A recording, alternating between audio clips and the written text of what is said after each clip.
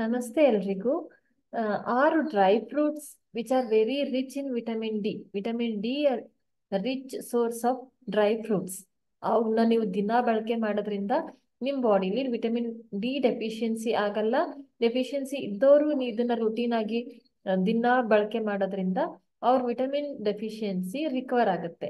ಅದು ಯಾವ್ದ್ಯಾವ್ದು ಅಂದ್ರೆ almonds, dried figs, hazel nuts, cashews, raisins and France.